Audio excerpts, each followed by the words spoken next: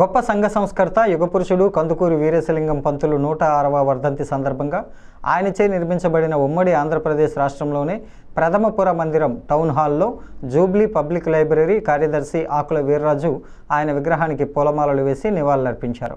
ఆయన మాట్లాడుతూ తన యావదాస్తిని సమాజ హితం కోసం అర్పించిన గొప్ప వ్యక్తి శ్రీ కందుకూరి వీరేశలింగం పంతులు గారని, శ్రీ విద్య కోసం అనేక విద్యాలయాలు స్థాపించడమే కాక వితంతు పునర్వివాహం గావించి స్త్రీ జనార్ధోరణకు పాటుపడిన గొప్ప సంఘ సంస్కర్త అని, అనేక పుస్తకాలు రచించడమే కాక తన పత్రికల ద్వారా మూఢనమ్మకాలపై ప్రజలను చైతన్యవంతులుగా చేసిన యుగపురుషుడిగా కీర్తి గడించారని అన్నారు.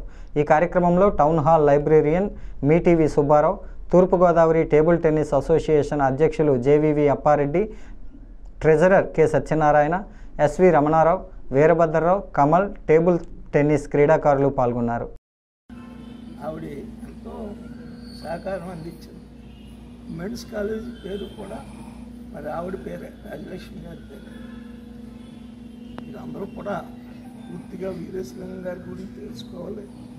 ఆయన కేవలం విద్య కోసం మరి ఎంతో త్యాగం చేశారు. ఆయన యావదాస్తి కూడా విద్యార్థులకే దారబోసారు.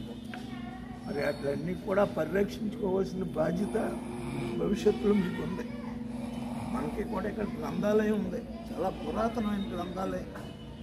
ఆ గ్రంథాలయంలో కూడా భవిష్యత్తులో మీకు తెలియని ఏమైనా ఉంటే పూర్తిగా తెలుసుకుని, మీరు వీరేశలింగం గారి గురించి తెలుసుకుని బాగా చదువుకునే సమాజానికి, మన రాజమండ్రికి, మన ఆంధ్రప్రదేశ్కి మంచి పేరు తేవాలి.